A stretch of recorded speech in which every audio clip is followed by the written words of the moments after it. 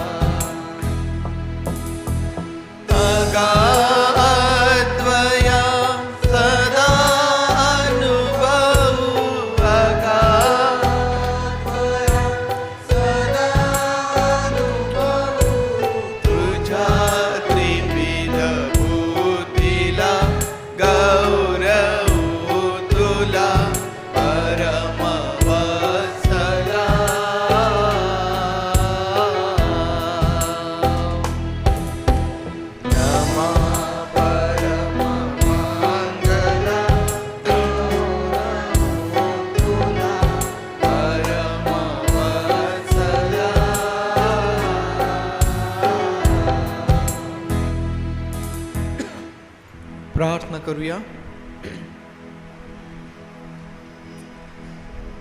पवित्र आणि प्रेमळ परमेश्वर देव बापा, मी तुला मान महिमा गौरव सन्मान देत तुझ्या समोर येत आहोत प्रभू.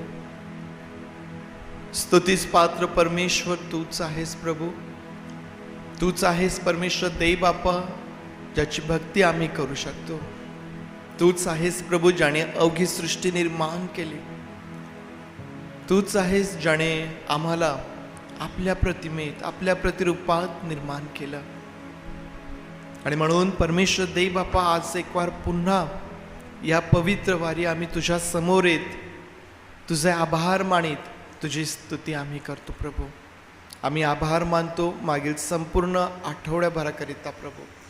तू आम्हा प्रत्येकाचं सहाय्य केलंस, आमचा सांभाळ केला प्रभू. तू आमचं संरक्षण केलंस, तू आमची काळजी घेतली प्रभू. आमच्या गरजा तू पुरविल्या, आरोग्य दिलं. प्रत्येक देवबापा तुझ्या त्या कामासाठी जे तू आमच्यासाठी केलंस, आम्ही मनापासून तुझे आभार मानतो, स्तुती करतो, तुला धन्यवाद देतो प्रभूजी. होय पवित्र देवबापा, तू आम्हा प्रत्येकाला जाणतोस, ओळखतोस. आमची दुर्बलता तुला माहीत आहे प्रभू. आम्हा प्रत्येकावरती तू दया कर, आमची क्षमा तू कर प्रभू. आमच्या अपराधांची क्षमा कर प्रभू. आम्हास धू आणि शुद्ध कर. पुन्हा आज जेव्हा आम्ही तुझ्या समक्षतेमध्ये येत आहोत प्रभू, ती मोकळीकता आम्हा प्रत्येकाला तू दे. तो आनंद आम्हा प्रत्येकाला दे प्रभू. तुझी शांती आम्हा प्रत्येकाला दे. पवित्र देवबापा, तुझं आरोग्य आम्हा प्रत्येकाला तू दे प्रभू. आणि आज तुझ्यासोबत या ठिकाणी वेळ घालविणं आमच्यासाठी मोठ्या आशीर्वादाचं कर प्रभू. आजची सर्व भक्ती आम्ही तुझ्या हातांमध्ये देत आहोत. त्याच वेळेस प्रभू आम्ही आठवण करतो आमच्या त्या सर्व प्रियजनांची जे आज दुःखनाहीत आहेत, आजारी आहेत, बिछाण्यावरती आहेत. अशा प्रत्येकावरती देखील प्रभू तू दया कर, सहाय्य कर. जी तुझी लेकरं मार्गात आहेत प्रभू, त्यांना देखील तू सुखरूप घेऊन ये. उत्तम वातावरण भक्तीच्या वेळेमध्ये दे बापा. ही वेळ तू आम्हासाठी आशीर्वादाची कर. आम्ही सर्वजण स्वतःला तुझ्या अधीन करत प्रार्थना आमचा प्रभू येशू याच्या नावात मागतो, म्हणून तू ऐक. आमेन आमेन. बसूया आपण. गीत गात त्या प्रभू परमेश्वर देव बापाला गौरव सन्मान देऊया. आपल्या सर्वांना येणारं गीत गाऊया. किती गोड किती रे गोड नाम तव वाटे.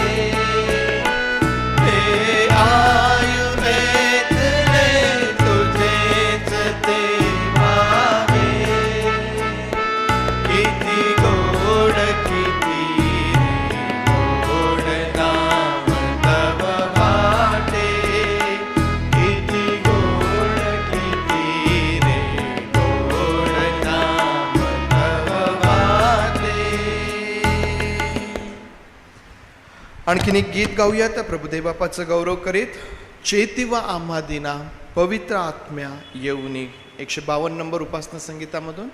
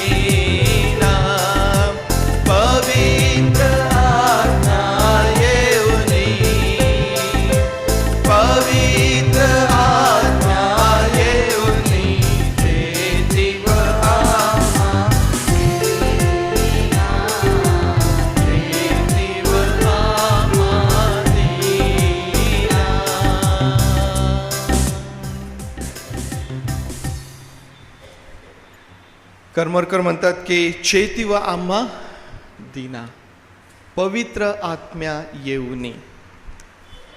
आणि आम्हा प्रत्येकाच्याही जीवनामध्ये याची आवश्यकता असते. आम्ही रोज आणि रोज त्या प्रभू परमेश्वराच्या समक्षतेमध्ये येत असताना आमच्या प्रार्थनेमध्ये हा देखील एक भाग असावा की आम्हाला तू पेटव, चेती व आम्हा दीना पवित्र आत्म्या येऊ नये. कारण गीतकर्ता या गीतांमध्ये ज्या गोष्टींचे उल्लेख करत आहे त्या सर्व गोष्टींचा अनुभव आपण देखील आपल्या जीवनामध्ये घेतो. मग वेगवेगळ्या प्रकारची मोह असतील, जगातल्या वेगवेगळ्या प्रकारच्या गोष्टी असतील, ज्यामुळं आमचं आत्मिक जीवन जे आहे पुष्कळदा थंड झालेलं असतं. आणि आवश्यकता असते की कोणीतरी ते पुन्हा पेटवावं, उत्तेजित करावं, उत्साहित करावं. आणि पवित्र आत्म्याशिवाय उत्तम अशा प्रकारचं हे काम आणखीन कोणी करू शकत नाही. आणि म्हणून रोज आणि रोज आपल्या जीवनामध्ये त्या पवित्र आत्म्याच्या द्वारे आम्ही पेटविल्या जावेत, आम्ही पुढे घेऊन गेल्या जावेत. यासाठी आमच्या जीवनामध्ये नेहमी प्रार्थनेसाठी हा एक वेळ किंवा हा एक भाग आमच्या जीवनामध्ये असायला पाहिजे. यावेळेस पवित्र शास्त्रामधून एक स्तोत्र आपण वाचूया.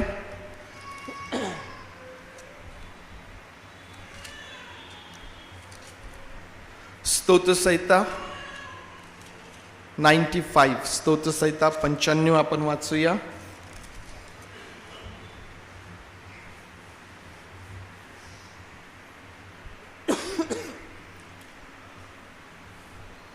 परमेश्वराचे उपकार स्मरण करून त्याचं स्तवन करण्याचं हे गीत आहे. उपकार स्मरणाचे गीत हे आहे. आणि स्तोत्रकर्ता या स्तोत्रामध्ये या प्रकारे म्हणतो, याहोया आपण परमेश्वराचा जय जयकार करू, आपल्या तारण दुर्गाचा जय जयकार करू. उपकार स्मरण करीत आपण त्याच्या पुढे जाऊ, स्तोत्रिकात त्याचा जय जयकार करू.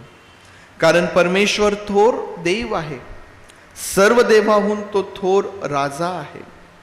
त्याच्या हाती पृथ्वीची खोल स्थले आहेत, पर्वतांची उंच शिखरेही त्याचीच आहेत. समुद्र त्याचा आहे, त्यानेच तो उत्पन्न केला, कोरडी भूमीही त्याच्याच हाताने घडविली गेली. याहोया परमेश्वर जो आपला उत्पन्न करता, त्याच्या पुढे आपण गुडघे टेकू, त्याची उपासना करू, त्याला नमन करू. कारण तो आपला देव आहे आणि आपण त्याच्या कुरणातील प्रजा, त्याच्या हातचा कळप आहोत.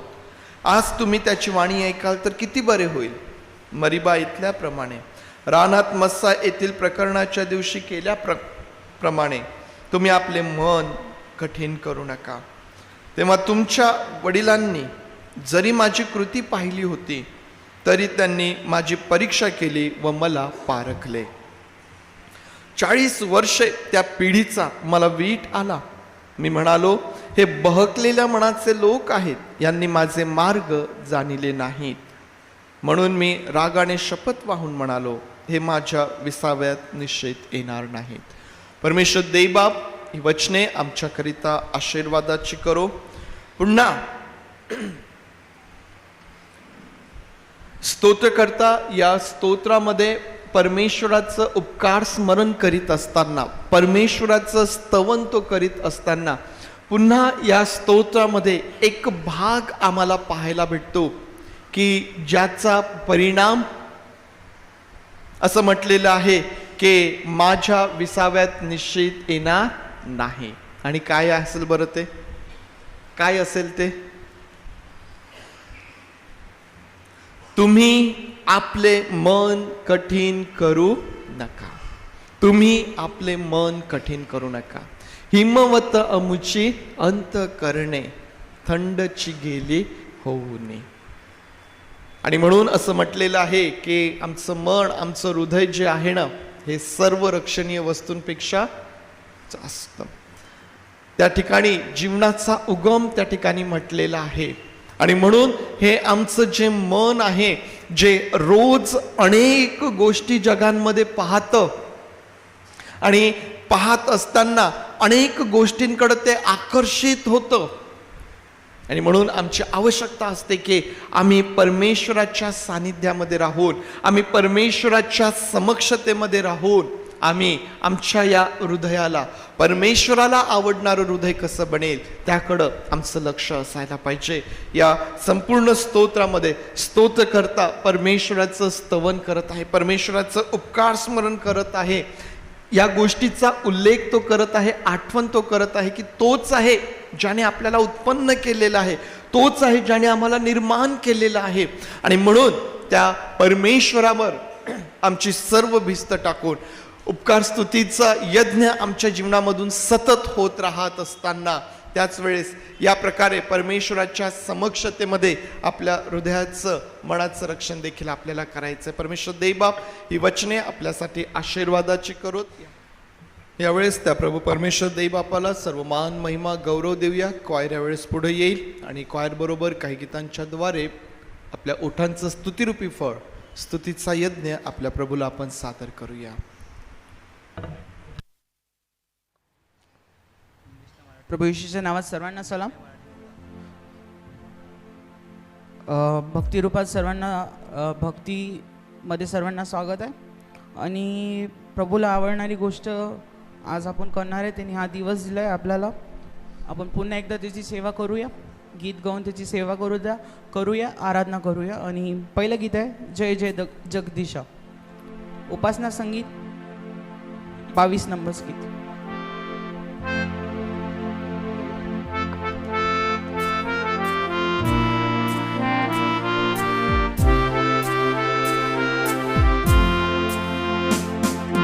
जय जय जगदीशा, जगाला तुझी मात्र आशा.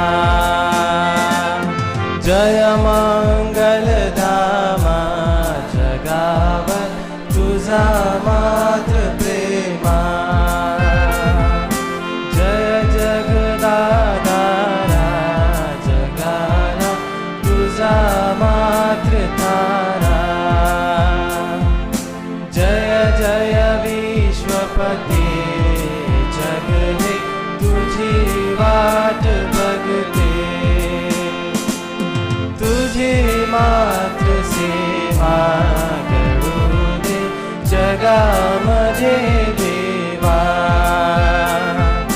तुझे राज येवो जगिया, स्वर्ग उभा राहू. तुलाच वंदन गे अमुचे वैभव तू अवघे. तुझ्या मात्र चरणी रमूदे सहर्ष दिन रजनी. प्रभो परात्पर जय करुणाकर, प्रभो परात्पर जय करुणाकर. जय जय जय बापा, जय जय जय पुत्रा. जय जय जय आज्ञा. जय जय जगदीशा, जगाला तुझी मात्र आशा.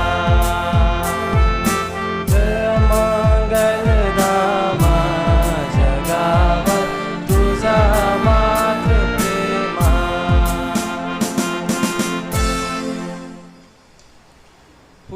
भक्तीसाठी अजून पुढचं गीत गाऊया. सर्वांनी येणारं गीत उपासना संगीतामधून 113 नंबरचं गीत, नाम येशूचे आवडे.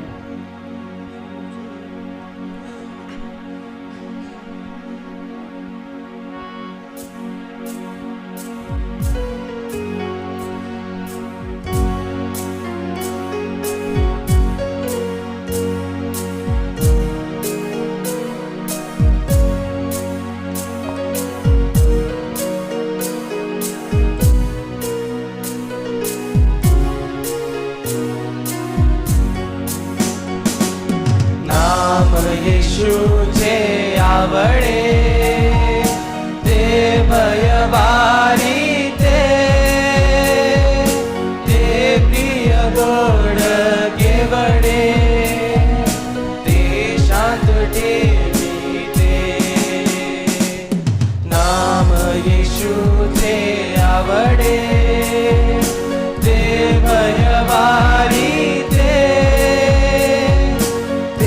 प्रिय गोड केवडे ते शांत ठेविते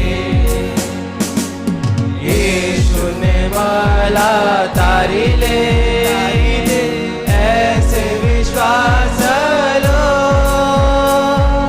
स्वरक्त त्याने पाडिले मी मुक्ती पावलो येशू स्वर्गाला त्यजुनी पृथ्वीवरी आला दुर्बलतेला घेऊनी दाखवी प्रेमाला येशूने मला तारिले ऐसे विश्वास लो स्वरक्त त्याने पाडिले मी मुक्ती पावलो येशू दुष्टांच्या करिता मध्यस्थी करिता दुःखास झाला शोषिता जे नाही वर्णिता येशूने मला तारिले ऐसे विश्वास लो स्वरक्त त्याने पाडिले मी मुक्ती पावलो येशू मृत्यूला जिंकूनी जिवंत झाला तो सकला उठवूनी देईल मुक्तीला येशूने मला तारिले ऐसे विश्वास लो स्वरक्त त्याने पाडिले मी मुक्ती पावलो नाम येशूची आवडे ते भय वारिते. अक्षरशः सुंदर हे गीत असं लिहिलं आहे लेखकांनी आणि सर्वांना आवडणारं असं गीत आहे. आपण पुढे जात असताना अजून एक गीत गाऊ आराधनासाठी. आराधना हो आराधना, खुदावन येशू की आराधना. सर्वजण टाळ्या वाजून जोराने हे गीत गाऊया.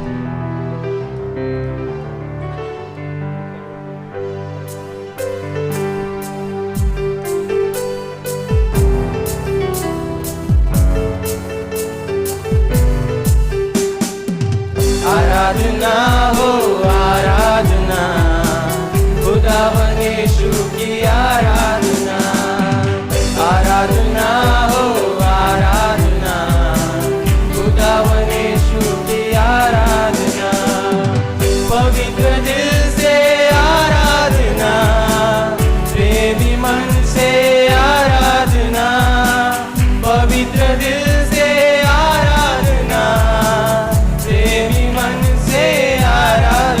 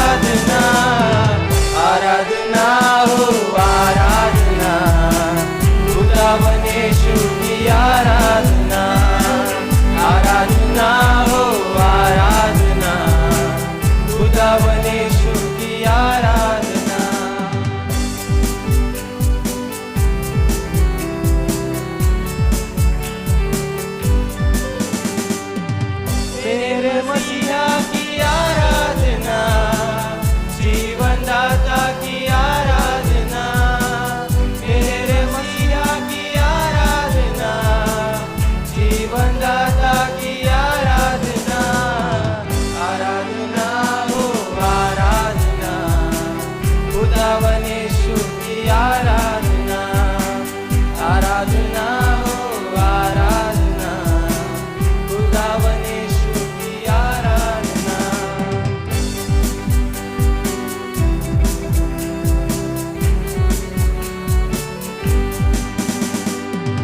दूतों के संग आराधना स्तुति प्रशंसा आराधना दूतों के संग आराधना स्तुति प्रशंसा आराधना आराधना हो आराधना खुदावने स्तुति आराधना आराधना हो आराधना खुदावने स्तुति आराधना शुभकार गाऊया सुंदरशा गीतासाठी. आपण सगळेजण उभे राहूया. प्रार्थनामध्ये जात असताना आपण तेरे नाम के लिए जिये हम. आपण जिवंत कशासाठी आहो? त्याच्यासाठी आहो. आपली महिमा कोणाला जाते? तर त्याला जाते.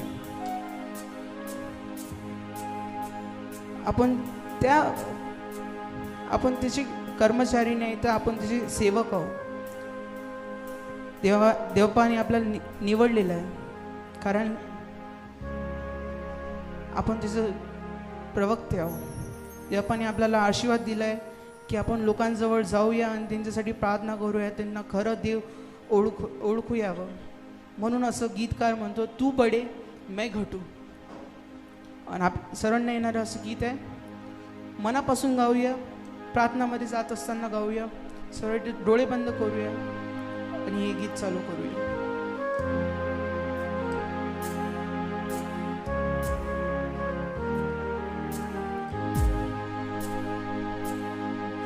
तेरे नाम के लिए जिए हम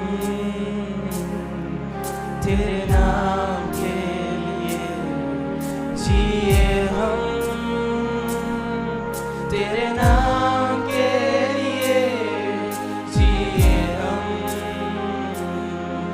तेरे नाम के लिए जिए हम तू बड़े मैं घटू मेरे जीवन से महिमा तुझे मिले तू बड़े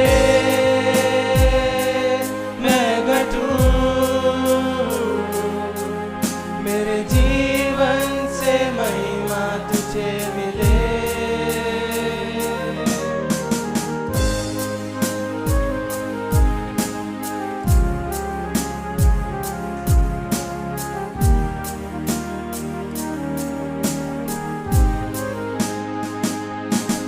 स्तुतियों के बीच में विराजमान प्रभु तू बड़े और मैं घटू स्तुतियों के बीच में विराजमान प्रभु तू बड़े और मैं घटू तू बड़े मैं घटू मेरे जीवन से महिमा तुझे मिले तू बड़े मैं घटू मेरे जीवन से महिमा तुझे मिले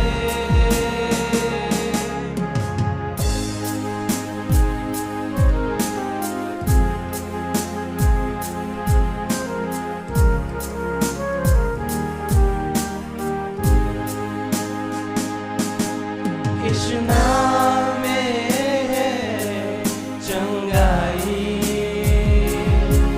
यीशु नाम में है रिहाई यीशु नाम में है सच्चाई यीशु नाम में है भलाई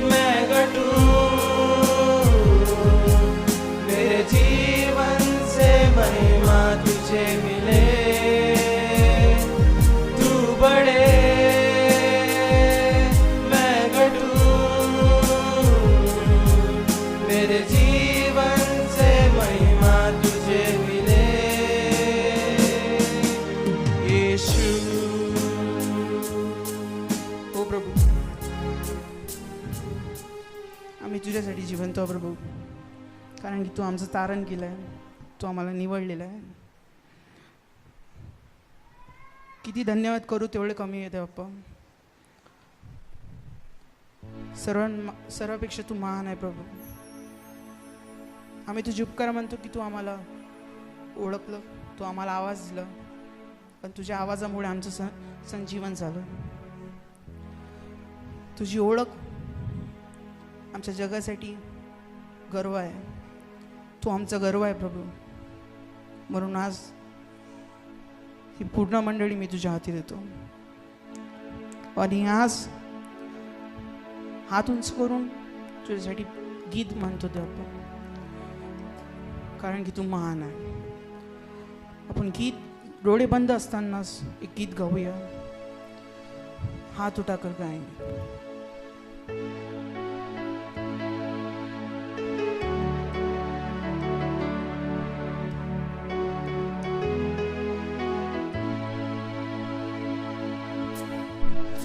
यीशु मसीह भरोसा मेरा, तू ही सहारा है मेरा. मुश्किल समय में तू ही दिलासा, साथ रहेगा तू सदा. करुणा भलाई तेरी सदा रहेगी मुझ पर. तेरी विश्वास योग्यता देखूंगा मैं उम्र भर. मैं हाथ उठाकर गाऊंगा, यीशु तेरा नाम रहे ऊंचा. मैं हाथ उठाकर गाऊंगा, यीशु तेरा नाम रहे ऊंचा.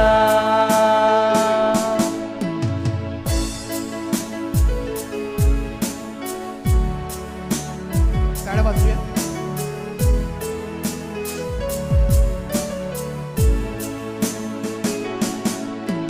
मौत से बचाया तूने, जीवन नया है दे दिया. नाम लेकर पुकारा मुझे, महिमा से मुझको भर दिया. करुणा भलाई तेरी सदा रहेगी मुझ पर. तेरी विश्वास योग्यता देखूंगा मैं उम्र भर. मैं हाथ उठाकर गाऊंगा, यीशु तेरा नाम रहे ऊंचा. मैं हाथ उठाकर गाऊंगा, यीशु तेरा नाम रहे ऊंचा. आदर और महिमा हो तेरी, तू ही हमारा खुदा. पूरी हो तेरी ही मर्जी, तेरा ही राज हो यहाँ. आदर और महिमा हो तेरी,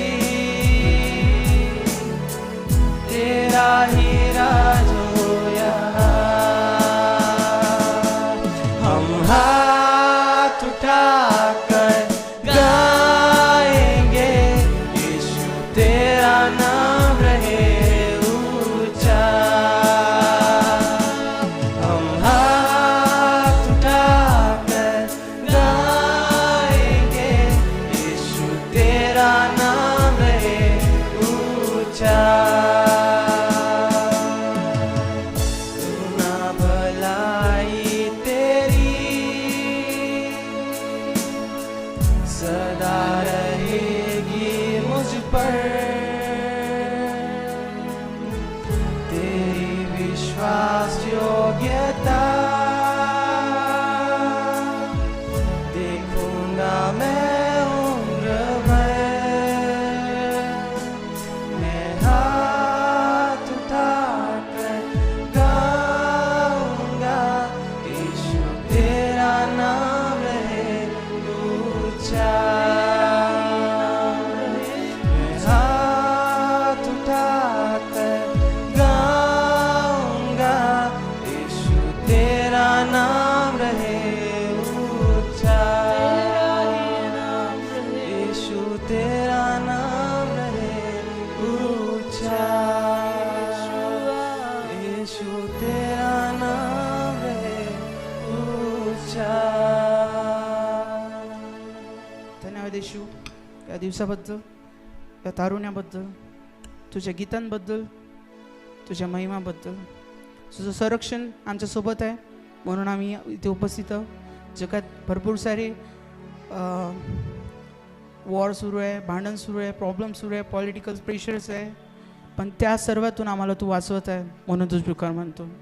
तू आज आम्हाला दिवस दिला, शाबात दिवस पाळण्यास मन दिलं, पवित्रते पाळू हा आमचा प्रार्थना आहे तुझ्याजवळ.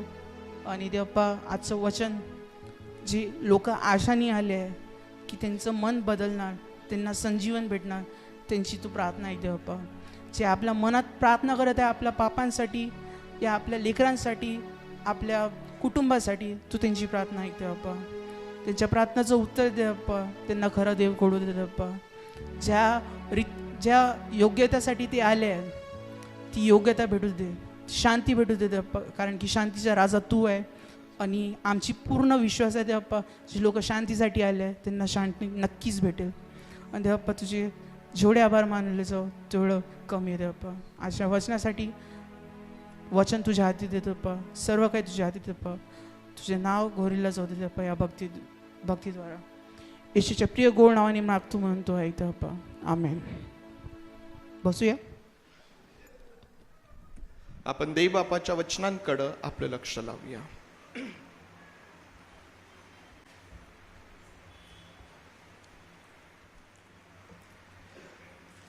कुठपर्यंत आहोत आपण, कोणत्या पुस्तकार आहोत आणि कुठपर्यंत आहोत? पहिले शमूएल, दुसरे शमूएल आहात सोबत. या प्रार्थना करूया.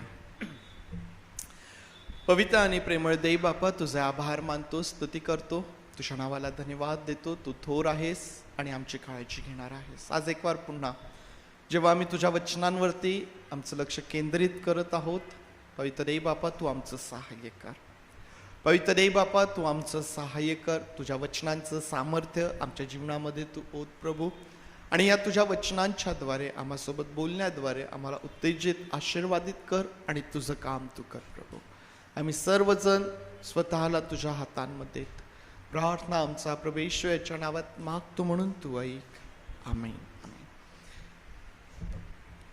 दुसरे शमूएल यावरती आपण आहोत आणि दुसरे शमूएल यावर मनन करीत असताना काय काय आपण आतापर्यंत पाहिलं, एक थोडक्यात उजळणी त्याची आपण घेऊया.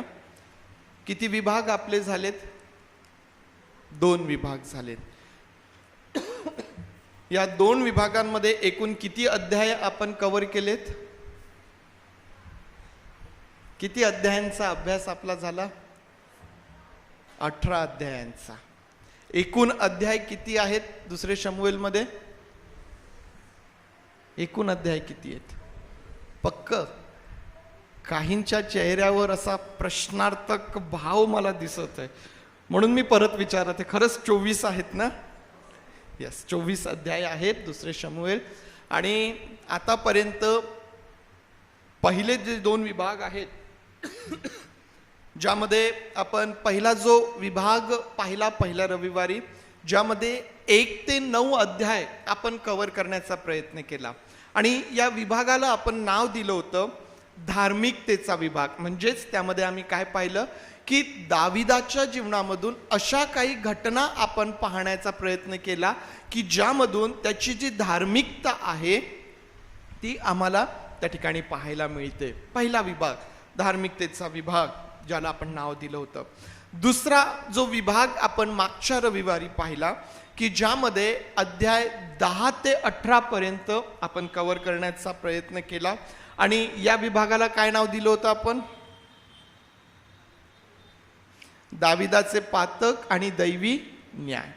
त्याच वेळेला या विभागाला आपण संघर्षाचा विभाग देखील म्हटलेलं होतं, कारण या विभागामध्ये आम्हाला दावीद राजाच्या जीवनामध्ये संघर्ष दिसतो. मग त्याचा आध्यात्मिक संघर्ष असेल, त्याचा मानसिक संघर्ष असेल, भावनिक संघर्ष असेल, किंवा मग ज्यामध्ये आम्हाला आणखीन पाहायला भेटतं की फिजिकली शारीरिकदृष्ट्या देखील त्या ठिकाणी तो संघर्ष करत आहे. संघर्षाचा विभाग आपण या दुसऱ्या विभागाला आपण नाव दिलं होतं. 18 अध्याय आपण त्यामध्ये कव्हर केलेत. आणि मग आज जो आहे शेवटचा विभाग त्यामध्ये आहे, ज्यामध्ये अध्याय 19 ते 24 आपण आपल्या समोर ठेवणार आहोत. आणि या तिसऱ्या विभागाला काय नाव द्यावं हा एक फार मोठा प्रश्न आहे. या विभागाला एखादं विशिष्ट नाव देणं कठीण आहे, कारण अनेक घडामोडी या विभागामध्ये आहेत. आणि आम्हाला माहिती आहे की दाविदाच्या कारकिर्दीचा हा शेवटचा भाग आहे. दाविदाने किती वर्ष इस्रायलावर राज्य केलं? दाविदाने इस्रायलावरती किती वर्ष राज्य केलं? किती वर्ष केलं? उत्तर अपेक्षित आहे, कारण आपल्या सर्वांचं वाचून झालेलं आहे. किती वर्ष राज्य केलं?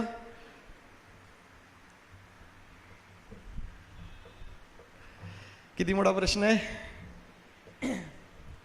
दाविदाने इस्रायलावरती 40 वर्ष राज्य केलं. त्यापैकी 7 वर्ष सुरुवातीला हेब्रोनामध्ये आणि 33 वर्ष यरुशलेममध्ये, असे दावीद राजाची जी कारकीर्द आहे ती एकूण 40 वर्षाची आहे. आणि या कारकिर्दीचा आपण हा शेवटचा विभाग म्हणत आहोत, कारण तुम्ही जसं पहिले राज्यामध्ये प्रवेश करता वृद्ध झालेला दावीद तुम्हाला त्या ठिकाणी पाहायला भेटल, वृद्ध झालेला.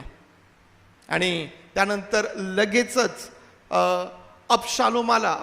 शल्मोनाला त्या ठिकाणी राजा होण्यासाठी निवड, त्याचा अभिषेक, आणि मग त्या ठिकाणी दाविदाचा मृत्यू हा पहिले राजे याच्या पहिल्या 2-3 अध्यायामध्येच तुम्हाला पाहायला भेटतो. आणि म्हणून या विभागाला आपण कारकिर्दीचा अखेरचा विभाग म्हणत आहोत, ज्याला तुम्ही पुनर्बांधणीचा विभाग म्हणू शकता, कारण परत यरुशलेमेमध्ये आल्यानंतर दावीद राजा जे आपलं राज्य आहे ते स्थिर करण्याचा प्रयत्न करत आहे. तुम्ही या विभागाला स्थिरतेचाही विभाग म्हणू शकता, किंवा तुम्ही आणखीन वेगवेगळ्या घडामोडींचा विभाग म्हणून या शेवटच्या विभागाकडं तुम्ही पाहू शकता. मग आता जर तुम्ही 19व्या अध्यायापासून तर 24व्या अध्यायापर्यंत पाहिलं, एक नजर तुम्ही त्या ठिकाणी टाकली, तर या अध्यायांमध्ये तुम्हाला काय वाचायला मिळतं? 19व्या अध्यायापासून तर 24व्या अध्यायापर्यंत तुम्ही जर त्या ठिकाणी वाचन केलं तर 19व्या अध्यायामध्ये दावीद आपला पुत्र अबशालोम याच्यासाठी करत असलेला विलाप इथून तुम्हाला सुरुवात पाहायला मिळते. दावीद अबशालोमासाठी विलाप करत आहे की ज्याने त्याच्याच विरुद्ध बंड केलं होतं. त्या ठिकाणी यवाब जो आहे हा दाविदाची कान उघाडणी त्या ठिकाणी करतो. आणि मग तुम्हाला त्या ठिकाणी पाहायला भेटेल की दावीद राजा परत त्या यरुशलेमेमध्ये येत आहे. तो यरुशलेमेमध्ये आल्यानंतर यहुदा आणि इस्रायल यांच्यामध्ये झालेली चकमक किंवा शाब्दिक युद्ध तुम्हाला त्या ठिकाणी पाहायला भेटेल. आणि त्या शाब्दिक युद्धांमुळं एक आणखीन बंड तुम्हाला त्या ठिकाणी दिसतं. हे कोणाचं बंड आहे? हे शबाचं बंड आहे, जो म्हणतो की आम्हाला दाविदाशी या इशाय पुत्राशी काही घेणे देणे नाही, आणि इस्रायल लोक जे आहेत ते त्याच्या मागून जातात. पण तो एक छोटंसं बंड आहे की जे लगेच त्या ठिकाणी मोडून काढण्यात आलं. आणि मग त्या बंडानंतर आम्ही गिबोनी लोक त्या ठिकाणी तुम्हाला पाहायला भेटेल. फार सुंदर संदर्भ तो आहे. 21व्या अध्यायामधला फार सुंदर तो संदर्भ आहे की गिबोनी लोक ज्यांच्यावरती अन्याय करण्यात आला होता किंवा ज्यांच्याबरोबर केलेला करार मोडला होता, ज्यांच्याबरोबर केलेला करार मोडल्यामुळं राज्यावरती आलेला दुष्काळ तुम्हाला त्या ठिकाणी पाहायला भेटतो. आणि मग कसा त्याचं प्रायश्चित्त केलं, कसा गिबोनी लोकांनी सूड त्या ठिकाणी उगवला, ते तुम्हाला त्या ठिकाणी दिसून येईल.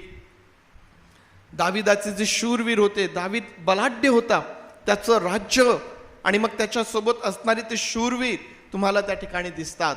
या विभागाला आपण स्थिरतेचा विभागही म्हणतो, कारण या विभागामध्ये तुम्हाला दाविदाचे अखेरचे बोल असतील, दाविदाने गायलेलं जे मुक्ती गीत आहे ते तुम्हाला त्या ठिकाणी पाहायला भेटतं.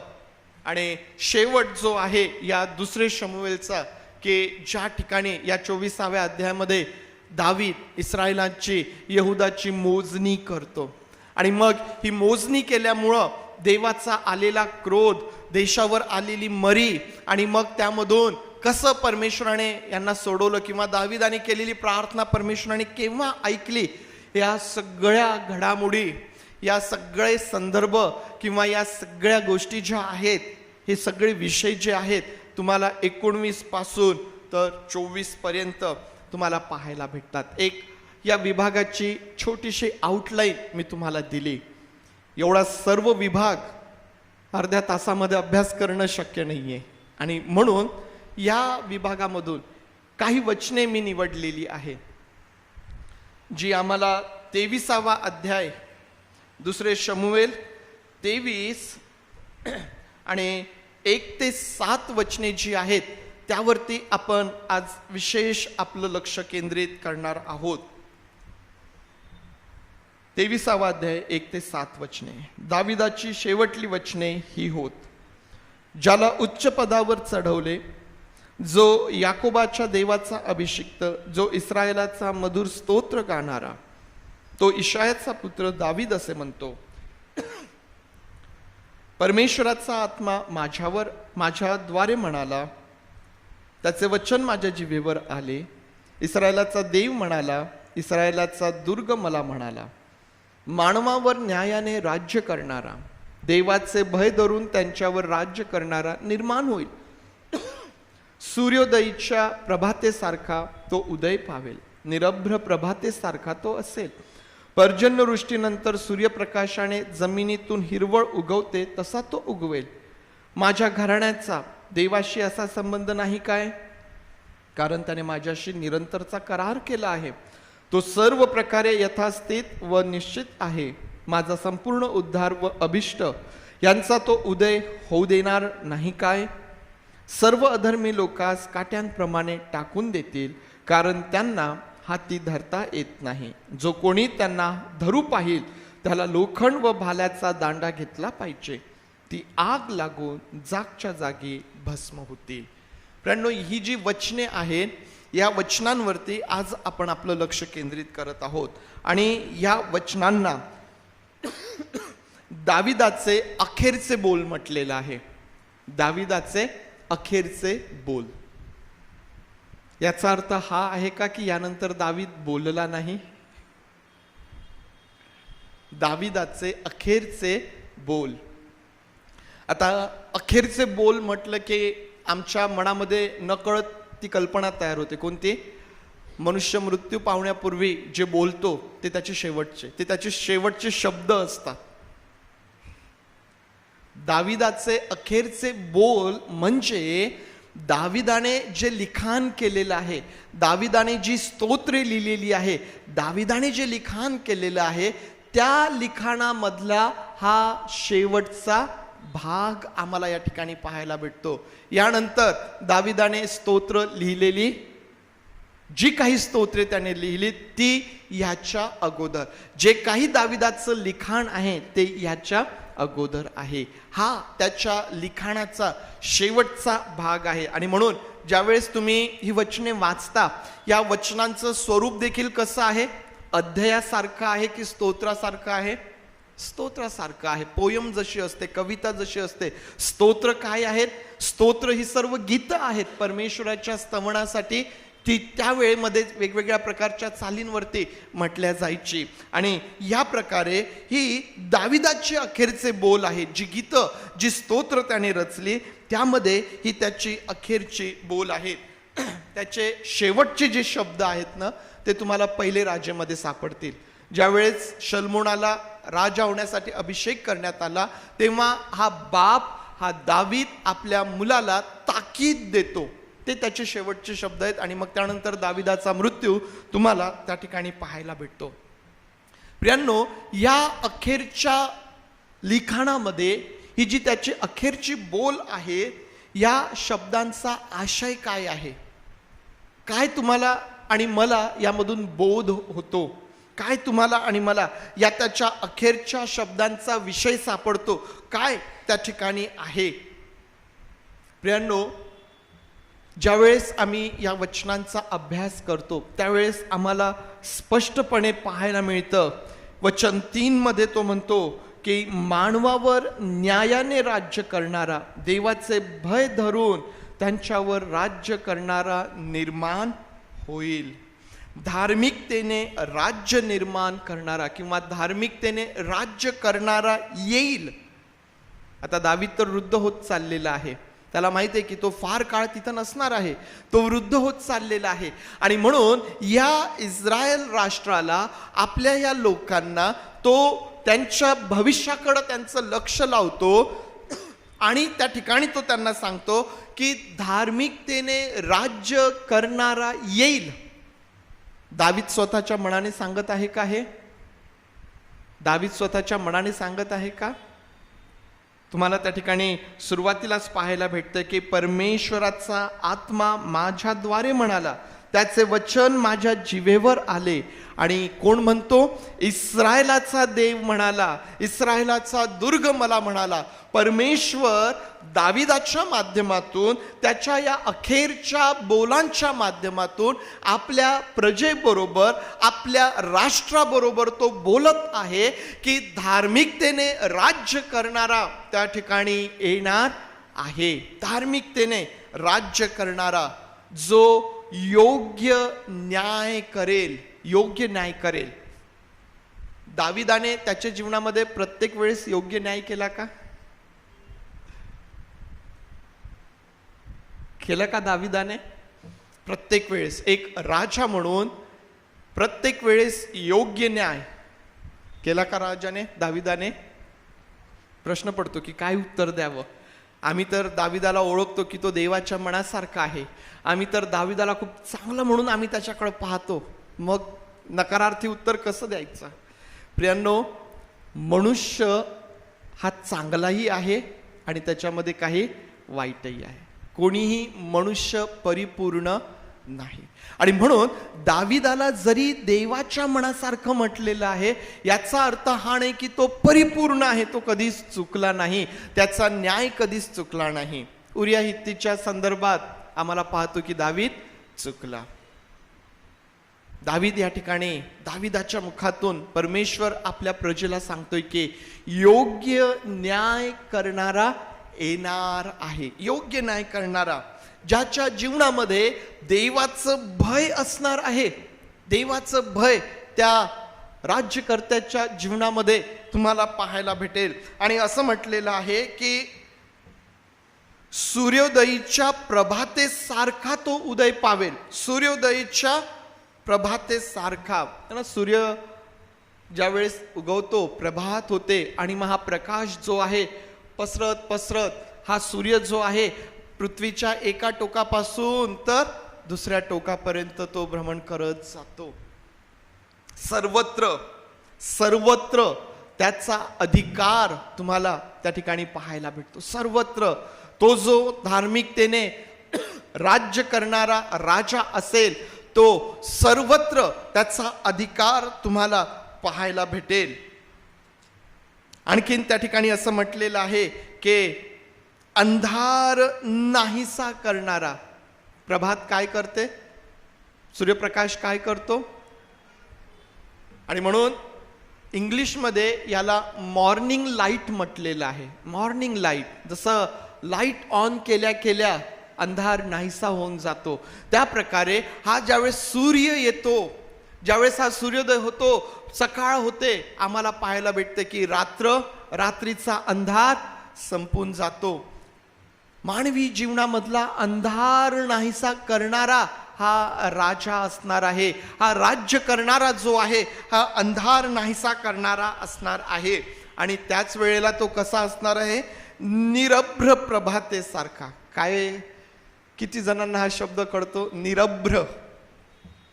निरभ्र काय?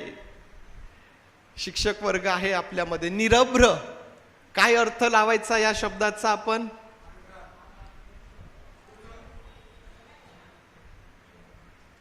आणखीन? निरभ्र आहेत सोबत आहेत आणि अर्थही तुम्हाला या शब्दांचे कळतात. निरभ्र म्हणजे ज्यामध्ये डाग नाही, ज्यामध्ये डाग नाही. इंग्लिशमध्ये त्या ठिकाणी क्लाउडलेस मॉर्निंग म्हटलेले. क्लाउडलेस मॉर्निंग म्हणजे आम्ही सकाळी उठून ढगाकडे पाहावं, अगदी स्वच्छ शुभ्र, एकही ढग त्या ठिकाणी आलेलं नाही. त्या ढगावर एखादाही काळं ढग किंवा डाग त्या ठिकाणी नाही. स्वच्छ, निर्मळ, मोकळा, निरभ्र प्रभातेसारखा हा अंधार नाहीसा करणारा आहे, परंतु त्याच्या ठाई कुठल्याही प्रकारचा डाग किंवा अंधार नाही. निरभ्र प्रभातेसारखा त्याला म्हटलेलं आहे. प्रियांनो, हा येणारा राजा किंवा हा जो अशा प्रकारचा राज्य करणारा असणार आहे तो कसा असेल हे आम्हाला त्यामध्ये त्या ठिकाणी पाहायला भेटतं. त्याच वेळेस दावीद त्या ठिकाणी काय करतो माहितीये का? आणखीन दाविदाचा आणि या येणाऱ्या राजाचा संबंध त्या ठिकाणी तो दाखवतो. आणि जर आम्ही वचन 5 जर वाचलं, 23:5, तर त्या ठिकाणी असं म्हटलेलं आहे. पहिले 3 आणि 4 मध्ये हा जो येणारा व्यक्ती आहे, हा जो येणारा राजा आहे, हा जो न्यायाने वागणारा असणार आहे, देवाचं भय धरून असणार आहे, त्याचं दाविदासोबतचं नातं पाहतो. कसं सांगतो? माझ्या घराण्याचा देवाशी असा संबंध नाही काय? दावीद काय म्हणतो? माझ्या घराण्याचा देवाशी असा संबंध नाही काय? जी गोष्ट किंवा ज्या गोष्टी दाविदाने त्या ठिकाणी सांगितलेले आहे, दावीद त्या ठिकाणी आता म्हणतो की माझ्या घराण्याचा देवाशी असा संबंध नाही काय? तो असं म्हणतो, त्याने माझ्याशी निरंतरचा करार केला आहे. आणि हा जो करार देवाने दाविदासोबत केलेला आहे तो निश्चित आहे, तो सर्व काळ टिकणारा आहे. म्हणजेच हा जो येणारा राजा असणार आहे तो कोणाशी संबंधित असणार आहे? तो दाविदाशी, दाविदाच्या घराण्याशी तो संबंधित त्या ठिकाणी असणार आहे. दाविदाच्या घराण्याशी त्या ठिकाणी दावीद जेव्हा देवाच्या आत्म्याने भरून या गोष्टी तो त्या ठिकाणी आम्हाला सांगत आहे, दाविदाच्या घराण्याशी संबंधित असा तो असेल. आम्ही पाहतो की देवाने दाविदाची निवड केली आणि दाविदासोबत देवाने केलेला करार त्या ठिकाणी आम्हाला पाहायला भेटतो. आणि मग प्रियांनो, या शब्दांमध्ये ज्यावेळेस तो शेवटाकडे येतो, तो ज्यावेळेस 6व्या वचनाकडे तो येतो, काय म्हणतो तो 6व्या वचनामध्ये? की सर्व अधर्मी लोकास काट्यांप्रमाणे टाकून देतील, कारण त्यांना हाती धरता येत नाही. आणि जो कोणी त्यांना धरू पाहिल त्याला लोखंड व भाल्याचा दांडा घेतला पाहिजे, ती आग लागून जागच्या जागी भस्म होतील. काय आहे या अखेरच्या शब्दांमध्ये किंवा अखेरच्या बोलांमध्ये? सर्व अधर्मी लोकांचा, दुर्जनांचा नाश त्या ठिकाणी त्याने सांगितलेला आहे. काट्याप्रमाणे त्यांना टाकून देतील. काटे हाती धरता येत नाहीत, टोचतात ते हातामध्ये, काटे हाती धरता येत नाही. जे वेस्ट आहे, जे टाकाऊ आहे, त्याला कोणी धरत नाही. ते टाकाऊ आहे आणि त्याचा शेवट काय आहे? त्याचा शेवट अग्नीने जळणे आहे. आणि म्हणून जो कोणी ते धरू पाहणार आहे, जो कोणी ते काटे, जो कोणी ते वेस्ट आपल्या हाती धरू पाहणार आहे, त्याला असं म्हणतो तो की त्यानेही सुसज्ज असावं, त्यानेही तयार असावं त्यांच्याबरोबर जळण्यासाठी, त्यांच्याबरोबर जळण्यासाठी. अग्नीने नाश त्या ठिकाणी दावीद सांगत आहे. प्रियांनो, मी तुमच्या समोर एक चित्र या ठिकाणी निर्माण केलेलं आहे की दावीद जो आहे हा देवाच्या आत्म्याने भरून त्या ठिकाणी तो बोलत आहे. आणि बोलत असताना तो या लोकांच्या समोर एका अशा राज्याची उभारणी करत आहे की त्या राज्याचा जो राजा असणार आहे तो योग्य न्याय करणारा असेल. त्याच्या ठायी तो त्याच्या जीवनामध्ये देवाचं भय, आणि आम्ही पाहतो की त्याच्यामध्ये कुठल्याही प्रकारचा डाग नाही. सर्व अधिकार, सर्वत्र अधिकार त्या राजाकडं आम्हाला, त्याच्या राज्यामध्ये आम्हाला पाहायला भेटणार आहे. आणि तो जो आहे तो माझ्या घराण्याशी संबंधित असणार आहे. आणि त्याच्या राज्यामध्ये दुर्जनांचा त्यांना स्थान त्या ठिकाणी भेटणार नाही. किती सुंदर अशा प्रकारचं राज्य दावीद या इस्रायल लोकांच्या समोर उभं करत आहे. प्रियांनो, किती सुंदर राज्य दावीद या इस्रायल लोकांच्या समोर त्या ठिकाणी उभं करत आहे.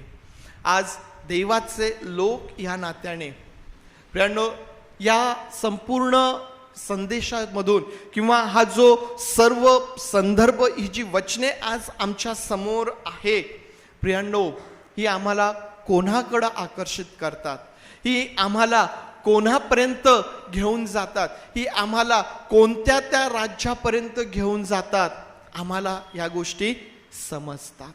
आम्हाला या गोष्टी समजतात. मी तुम्हाला दाविदाच्या संदर्भात सांगितलं की दावीद देवाच्या मनासारखा होता. याचा अर्थ हा नाही की तो परिपूर्ण होता. आज तुमच्यासाठी आणि माझ्यासाठी हे फार महत्त्वाचं आहे की जरी आम्ही कोणी परिपूर्ण नाही, परंतु आम्ही देवाच्या मनासारखे निश्चित होऊ शकतो.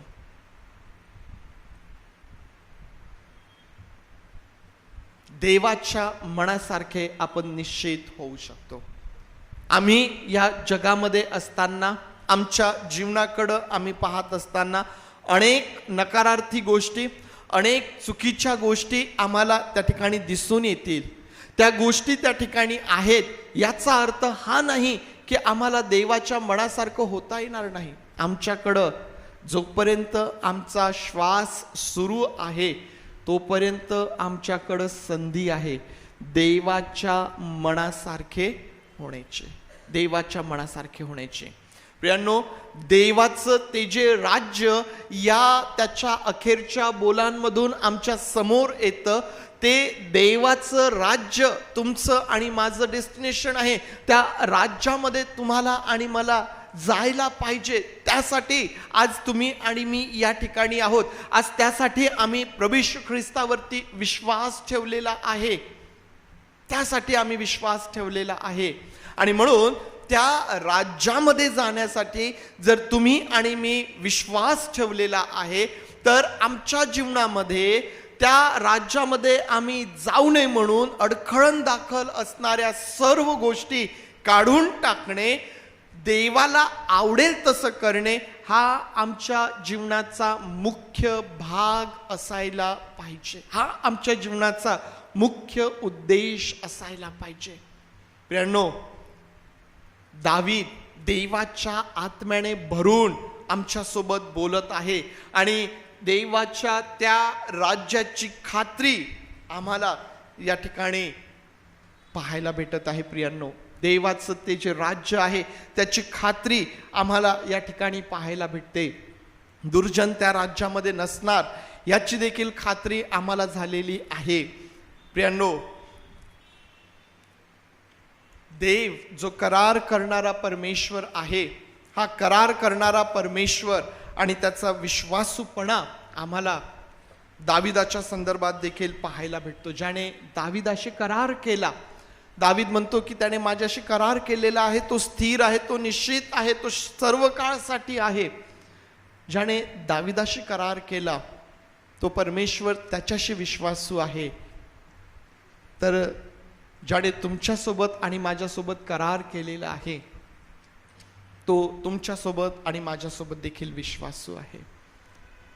केलाय का त्याने तुमच्यासोबत आणि माझ्यासोबत असा काही करार? केलाय का त्याने आमच्यासोबत असा काही करार की जो आम्हाला देवाच्या राज्यामध्ये घेऊन जाण्यासाठी आधार आहे? जसं दावीद खात्रीने म्हणतो की तो माझ्या घराण्याशी संबंधित असणार आहे, कारण देवाने माझ्याशी करार केलेला आहे. आज तुम्ही आणि मी आपल्या जीवनामध्ये असं म्हणू शकतो का की त्या देवाने माझ्याशी करार केलेला आहे आणि मी त्या देवबापाच्या राज्यामध्ये जाणार आहे? आहे का काही करार तुमच्यासोबत केलेला? आहे काही करार? निश्चितच आहे प्रियांनो. आम्हाला माहित आहे प्रभू येशू ख्रिस्ताचं रक्त हे नवीन कराराचं रक्त आहे. त्याच्याद्वारे तुमच्यासोबत आणि माझ्यासोबत त्याने करार केलेला आहे आणि आज त्याच्याद्वारे तुम्हाला आणि मला त्या देवाच्या राज्याचे अधिकारी, देवाच्या राज्यामध्ये आज तुम्हाला आणि मला स्थान मिळालेलं आहे प्रियांनो. जसा दावीद आपल्या शब्दांमधून देवाचं ते राज्य आपल्या प्रजेसमोर रेखाटतो. प्रियांनो, तुमचं आणि माझं जीवन, तुमचे आणि माझे शब्द, तुमचं आणि माझं बोलणं देवाचं ते राज्य लोकांच्या समोर प्रगट करणारं अशा प्रकारचं जीवन आमचं असायला पाहिजे. दाविदाचे अखेरचे बोल त्या राज्याची रेखाटणी करतात. तुमचं आणि माझं जीवन देखील तेच राज्य लोकांच्या समोर, जगाच्या समोर ठेवणारे तुम्ही आणि मी असायला पाहिजे. आणि मला असं वाटतं की ही जी मंडळी या ठिकाणी बसलेली आहे ना, ही मंडळीच मुळात देवाचं राज्य आहे. ही मंडळीच मुळात देवाचं राज्य आहे आणि म्हणून या मंडळीच्या माध्यमातून देवाचं ते राज्य जगाच्या समोर आम्हाला कसं ठेवता येणार आहे, त्यामध्ये मी माझ्या जीवनामधून माझ्या लोकांसमोर, माझ्या संपर्कातील लोकांसमोर ते देवाचं राज्य मी कसं ठेवू. प्रियांनो, हा विचार आम्हाला देवाच्या मनासारखा बनवू शकतो. हे समर्पण आम्हाला, दाविदाला जी खात्री प्राप्त झालेली आहे, आम्हालाही ती खात्री प्राप्त करून देणारं ठरतं. आणि आज त्यासाठीच तुमची आणि माझी निवड झालेली आहे. दाविदाची निवड कशासाठी झाली होती? कशासाठी झाली दाविदाची निवड? इस्रायलचा राजा होण्यासाठी. तुमची आणि माझी निवड कशासाठी झालेली आहे? देवाच्या राज्याचे वारीस होण्यासाठी, देवाची मुलं होण्यासाठी. अनेक गोष्टी त्यात सांगता येईल. त्याचबरोबर त्या सर्व गोष्टी आमच्या जीवनामधून जगासमोर ठेवण्याची, आमच्या जीवनामधून ख्रिस्ताला जगाच्या समोर ठेवण्यासाठी आज आमची निवड आहे. प्रियांनो, या आपले डोळे आपण बंद करूया आणि आज जे परमेश्वर देवबापाचं वचन आम्हाला आव्हान करतं, उत्तेजन देतं, काय आम्ही त्याला योग्य प्रतिसाद देतो का? दाविदाचे अखेरचे बोल दैवी राज्याची रेखाटणी करतात. आमच्या समोर ते राज्य, आमच्या कल्पनेमध्ये ते उभं केलं जातं.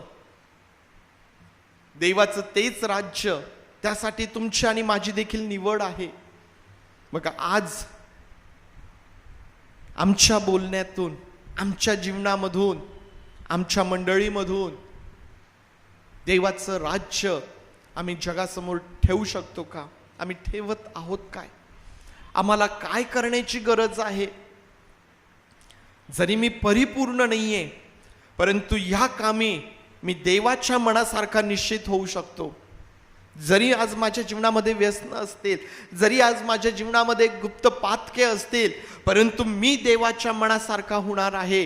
त्या गोष्टी माझ्या जीवनामधून परमेश्वर नाहीसा करणार आहे. त्या गोष्टींना मी नाही म्हणणार आहे. देवाच्या राज्यासाठी त्याच्या कामासाठी मी त्याच्या मनासारखा होणार आहे. काय आज आम्ही स्वतःला हे उत्तेजन देऊ शकतो का? आज तो देवाचा आत्मा तुमच्यासोबत आणि माझ्यासोबत बोलतो.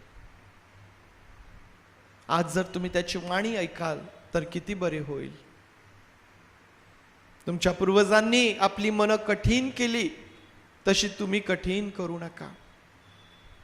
त्यांनी माझी परिचिती घेतली, त्यांनी माझा अनुभव घेतला, तरीही त्यांनी माझी पारख केली, माझी परीक्षा त्यांनी केली. आज आम्ही तसं करू नये. आज आम्ही तसं करू नये. आज आम्ही तसं करू नये. सहाय्य कर प्रभू. आज आम्ही सर्वजण स्वतःला घेऊन तुझ्या समोर येत आहोत आणि आमची प्रार्थना आहे पवित्र देव बाप्पा, तुझ्या राज्या संबंधाने, तुझ्या कामा संबंधाने आम्ही तुझ्या मनासारखे होऊ. आम्ही तुझ्या मनासारखे होऊ प्रभू. त्यासाठी तू आमचं सहाय्य कर. आम्हाला माहित आहे प्रभू, तुझ्या त्या दैवी राज्यामध्ये दुर्जनांना जागा नाही, स्थान नाही. आणि म्हणून मी माझ्या जीवनामध्ये हे पहिलं काम करेल, अशा त्या गोष्टी मी माझ्या जीवनामधून दूर करेल. त्यासाठी तू माझं सहाय्य कर. मला तुझी कृपा तू पुरव. देई बापा, ही तुझी मंडळी आहे प्रभू, हे तुझं राज्य आहे. ये राज्य कर आणि आपलं राज्य तू वाढव. आपलं राज्य तू वाढव प्रभू. तुझे आभार मानून प्रार्थना आमचा प्रभू येशू याच्या नावात मागतो, म्हणून तू ऐक. आमेन, आमेन. यावेळेस आपण सर्वजण उभं राहूया. प्रभूने शिकवलेली प्रार्थना म्हणूया. हे आमच्या स्वर्गातील बापा, तुझे नाम पवित्र मानले जाव.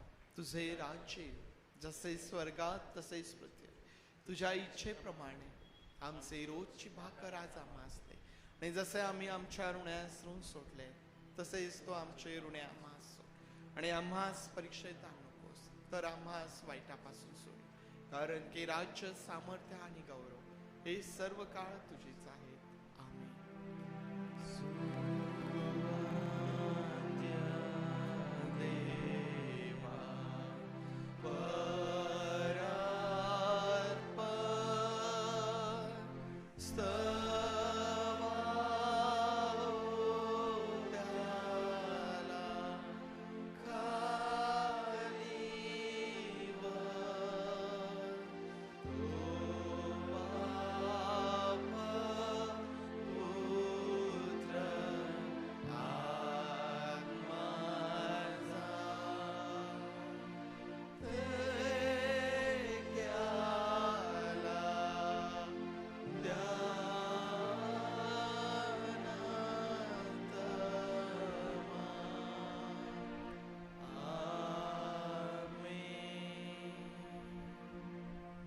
आता प्रभू येशू ख्रिस्ताची कृपा, देव बापाची प्रीती आणि पवित्र आत्मेची सुसंगती तुम्हा बरोबर प्रभू येशू ख्रिस्त येईपर्यंत सदोदित असो.